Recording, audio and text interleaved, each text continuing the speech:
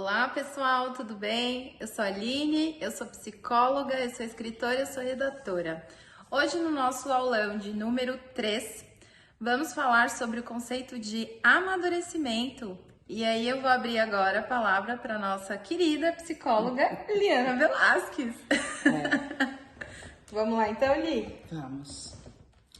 Eu gosto de pensar numa ideia tão interessante que foi o que ilustrou muito o meu entendimento sobre o amadurecimento humano. É o seguinte, você já tem plantinha em casa, Aline? Você tem algum vaso, alguma plantinha? Tenho. E o que você faz para ela crescer? Eu normalmente gosto de comprar raízes, as sementes, na verdade Tá. as sementes, porque eu gosto do processo da ideia de amadurecimento da planta. Então, eu adubo, eu rego, eu converso com elas. Sim, pode Também fazer o que converso quiser. com elas Aham. e até que elas possam germinar, até que elas possam crescer, Tá. se tornar algo, mas isso a partir de um cuidado inicial, para que elas possam amadurecer. Então você cria um ambiente favorável. Isso, Tá. exatamente. Aí você cuida desse ambiente. Cuido.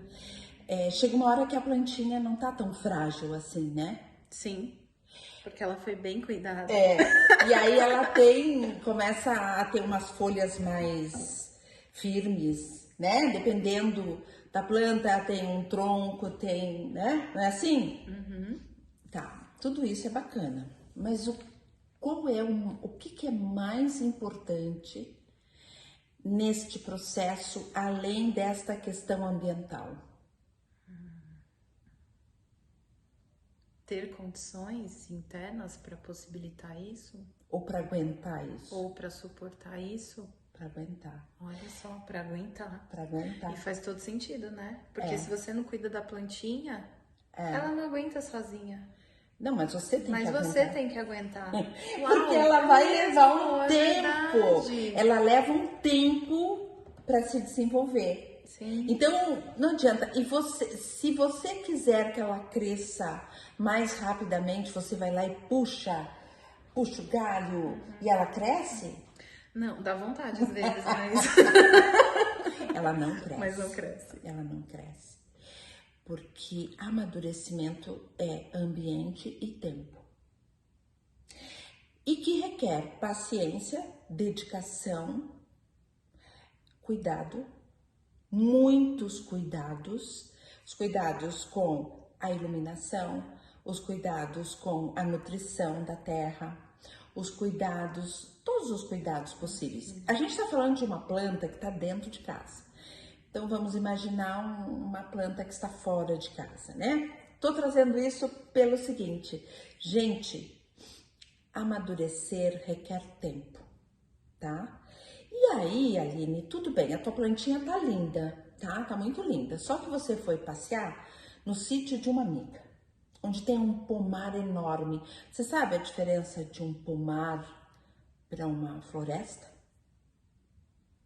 Isso é lá Fundamental 1. Caramba, hein? E o Fundamental 1 ficou pra trás. Só A imaginei a diferença- questão da quantidade, de ter Não. muitas, mas não sei. A diferença, Ajuda a pensar sobre eu fui professora alfabetizadora, né? Tanto de crianças como também eu preparei professores para alfabetizar. Fui professora formadora de professores. E tem uma época que a gente tem que saber distinguir o que é um pomar e o que é uma floresta. Pomar é onde cultiva-se frutas. E florestas são árvores.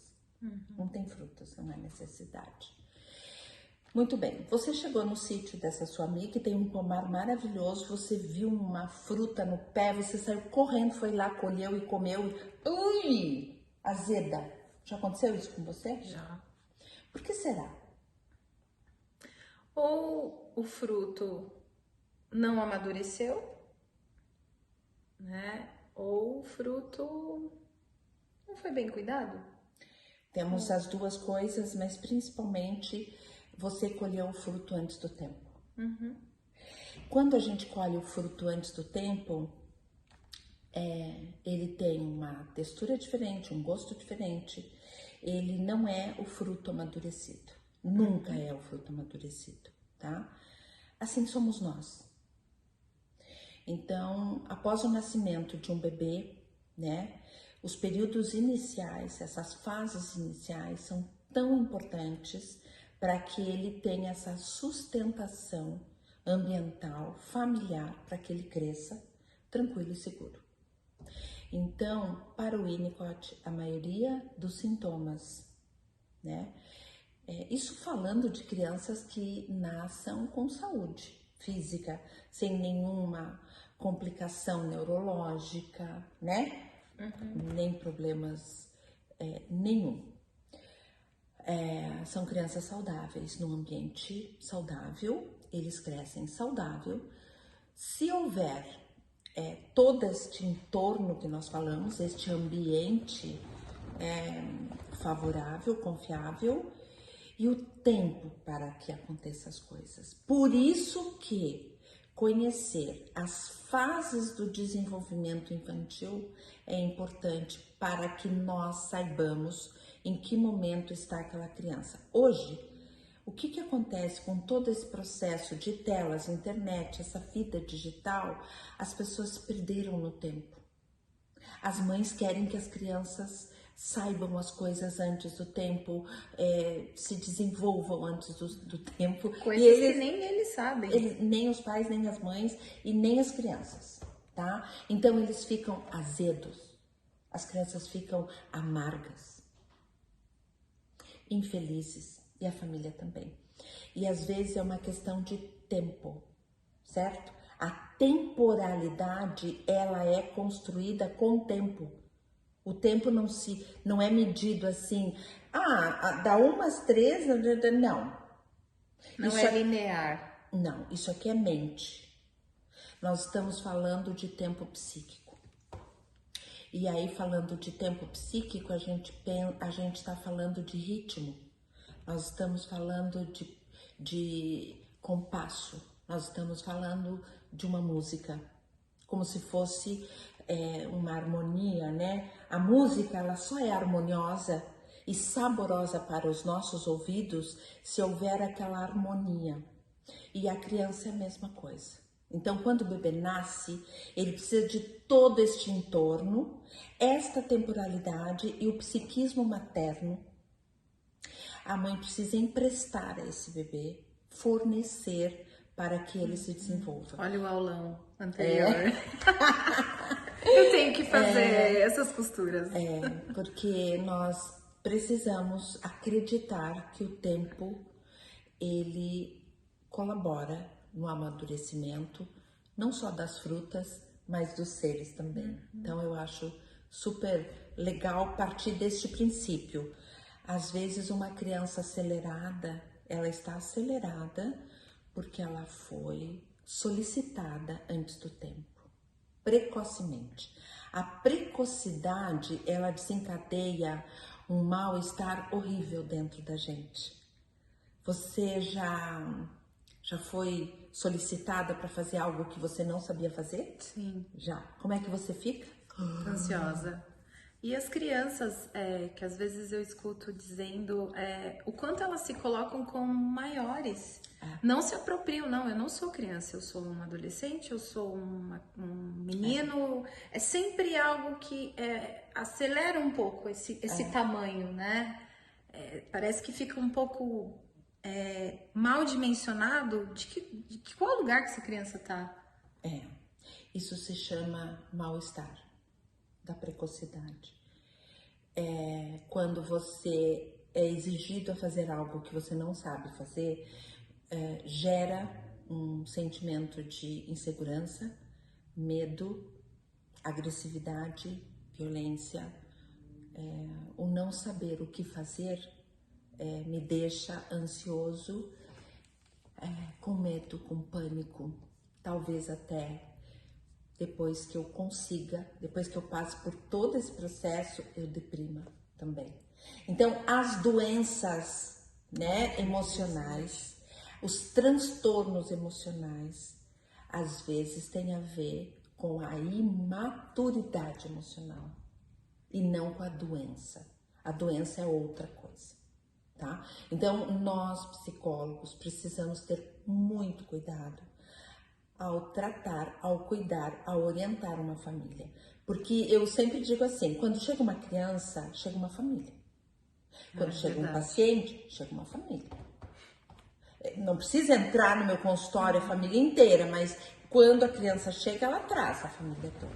Não é à toa que nas supervisões, né, Liana, minha supervisora sempre brinca, ela, mas e a família? Eu falo da criança, não, mas e a família? O que vem antes da família? Como é que é essa base da família? Aí, para começar a falar dessa criança. Para começar a conhecer esse ambiente que esta criança se desenvolveu e ver até que ponto ele está pronto para enfrentar a vida que está se apresentando para ele. Entendeste? Então, não é tão simples. Este amadurecimento emocional, às vezes, ele está desencontrado com o amadurecimento social, com o amadurecimento cognitivo, com o amadurecimento profissional. Às vezes, você vê um executivo tendo atitudes de um bebê. Às vezes, você vê uma mãe de adultos tendo atitudes de uma criança de 2 anos. Às vezes, você vê um jovem de 25, 28, 30 anos tendo a atitude de uma criança de 3 anos. Não é a atitude que determina a idade, não é isso. Isso revela que este adulto ainda tem questões emocionais que machucam muito ele. E isso se chama imaturidade emocional. Nossa, que profundo. Tá? E este conceito, ele precisa ser muito bem entendido, compreendido, para que o profissional da nossa área de psicologia... Também não acelere esse processo, né? Ponto, é isso. O Winnicott diz que, às vezes, é melhor a gente... às vezes, uma interpretação, ela favorece muito mais o paciente quando você não diz, não dá interpretação. E isso é muito importante, porque às vezes nós como profissionais desta área da saúde mental, emocional, a gente quer acelerar, a gente quer que as coisas aconteçam. Será? Pô, tô cuidando de alguém que tá ali se desenvolvendo, sabe? Por isso que é importante a análise, né, pessoal? Olha, gente, eu falo outra coisa além da análise, porque a análise eu acho que é tão certo que as pessoas estejam fazendo, mas eu acho muito importante conhecer a teoria. A teoria é aquele banco confortável que eu sento, aquela nossa poltrona que a gente senta no consultório. Aquela outra lá, que a gente tava agora. Esta poltrona que a gente senta no consultório é a nossa teoria. É o que nos dá a tranquilidade para cuidar do paciente. Deu para entender um pouquinho o que é? Super. Então, a criança, ela é existe uma orquestra musical onde o pai, a mãe, o suporte, o psicólogo é o tenor, é o regente, é quem conduz, é quem cuida, é quem sintoniza. Sim, eu penso que pensando a partir deste princípio é interessante, porque quando a gente ouve uma música, né? Quando você ouve uma música, ela entra dentro da gente com toda a sua harmonia, né? Ela traz um novo estado de ser, a música, né? Então... E acalanta. Então, um ser que está bem consigo mesmo, está bem com os outros também, tá? Acho que... Chega, né? Já falamos demais. Tá tão bonito, é tão profundo. É muito sério tudo isso, né? É muito sério. E o profissional da nossa área precisa... muito sensível. É muito sensível. Por isso análise, por isso estudar, por isso os grupos de estudos, por isso supervisão, por isso tudo isso. Um psicólogo não pode trabalhar sozinho, em hipótese alguma, tá? Beijo. Gente, obrigada. Um beijo. Tchau, tchau.